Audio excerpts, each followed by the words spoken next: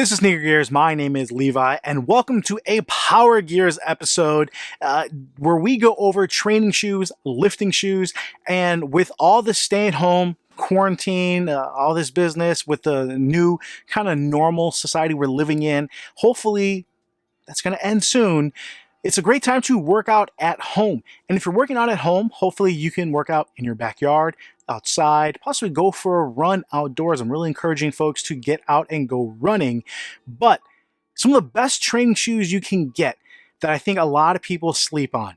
They're always looking at the Reebok Nanos, the Nike Metcons. They want kind of something flashy, or they want to get something, maybe last year's model cheaper.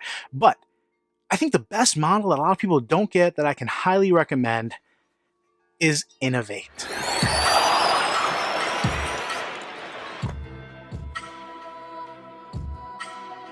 If you're tuning in for the first time, thank you. Please hit that subscribe button and give this video a thumbs up if you enjoy it. But my take on Inov-8 is really they've been doing what they've been doing for a long time, and they know who they are. The only thing I wish they would do is maybe clearly define what each shoe is for, as there's a lot of crossover.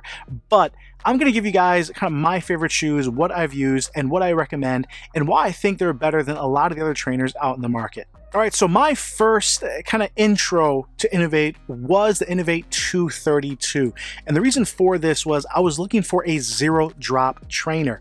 So what zero drop refers to is your height of your heel is usually in most shoes anywhere from 4, 8, 12, 15, where you really kind of have a high incline on your heel. So the idea is it absorbs a little more impact as you land, as well as put your foot in a little forward position for running. But that's not natural. Your natural foot position is zero drop. When you walk barefoot, there is nothing lifting your heel.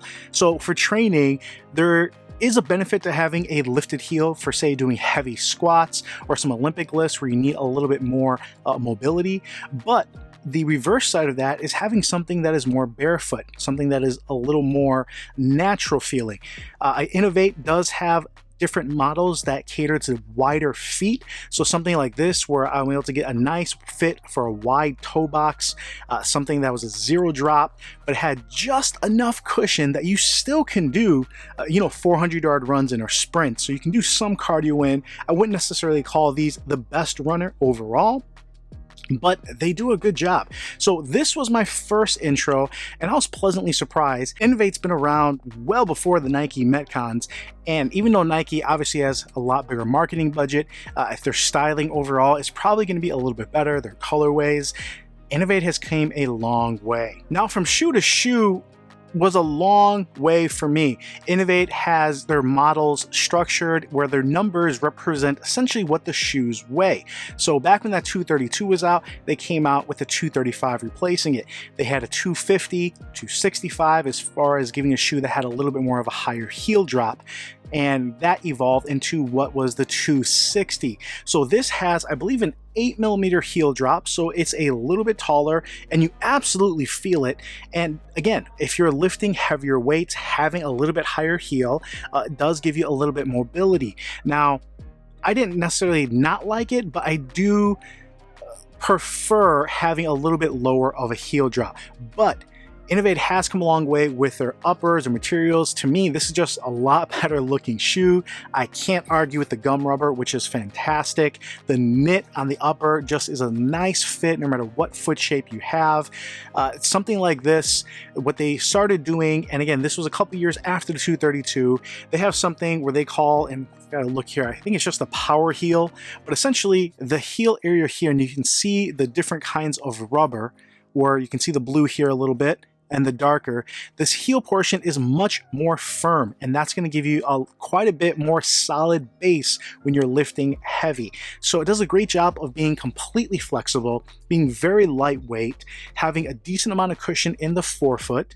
When I say decent, I still mean minimal, but surprising for how little it looks like there's there. I'm interrupting this video real quick to show you our sponsor, which is us and our Sneaker Gears Velocity Raptor insoles.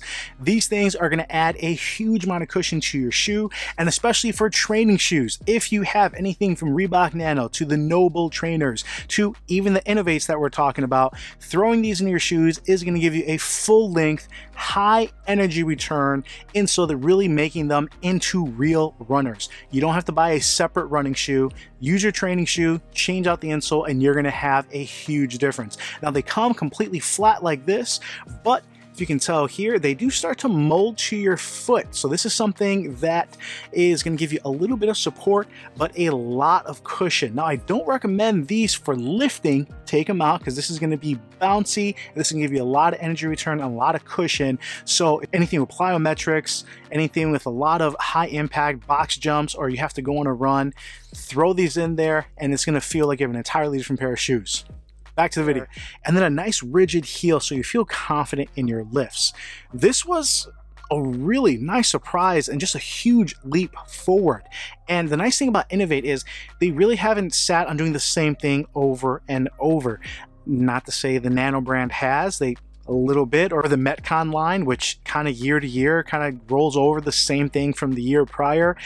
They've really kind of pushed the envelope, and you see that most in the next shoe I'm going to show you. So Inov-8 is the first shoe company to really usher in a super material known as graphene. This is part of their G series, and you can take a look here for graphene, and the bottom of the shoe is essentially made of a graphene substance that is really durable. This is something that should last a long time no matter how you use it, and considering most people are using their workout shoes in a gym or in a box where you're not grinding this away like a running shoe, this is something that should be super durable, and they made this whole shoe very durable to match with a ridiculously sturdy heel cup in the back. This is the F-lite G290, and maybe I'm putting the G in the wrong size, maybe it's the G F-lite 290, but this used a much more robust midsole, obviously still had a little bit firmer heel. This felt to me closer to something like the Nano 6, where this was a great shoe for lifting, excellent power delivery. You just felt really strong and really locked in this thing, while at the same time just really looking like this was from the future. Like the name Inov-8 really matched this shoe, where the company is really pushing things forward and giving us something we haven't had before in the market. I love the details on this shoe. Now again, for running, I didn't think it was as flexible as some of the other shoes, and again at 290 this is getting a little bit heavier, this is a little bit sturdier and a little bit better for lifting, but overall still something you can use for anything. Now something from as many views as possible, and we don't really have an issue here in Chicago, is he did say they run rather hot. Again, he's in California, we're in Chicago. I never experienced too much as far as the shoe overheating, but again, I'm not doing too many workouts either outside or in hot weather either. So I definitely wanted to bring that up. But this is definitely one of those shoes and materials that Inov-8 is now spreading along across their lineup when you see something from their G series that no other brand can really match. And then finally, my shoe that I got most recently, but it's not their newest shoe. The newest shoe is their F-lite 300. Don't know too much about that shoe. They haven't really clarified. So it's a little bit heavier than the 290. I think it's supposedly a little bit better of a runner, but I don't know if it's going to be as good of a lifter. So that's something I do want to try. But I got the spiritual successor to my 232, and that's the 235 version 3. This is probably one of the best looking training shoes you can get. Love how the overlays look, love the gum rubber bottom.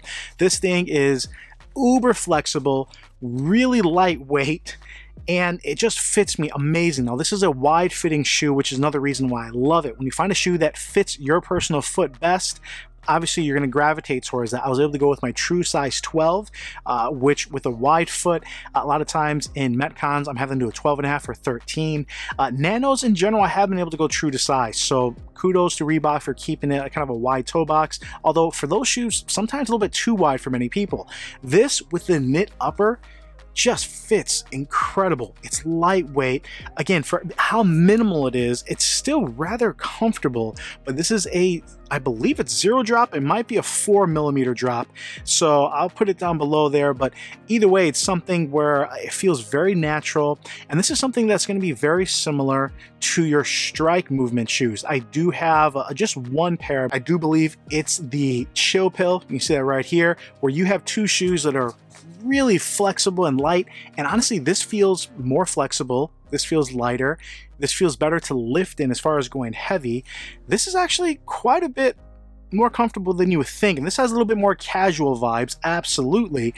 But the Inov-8 brand, if you guys are looking for a training shoe, these shoes on all levels, from the 235 to the 260 off the G line, 290, they're 300, and they do have running shoes I haven't really gotten into.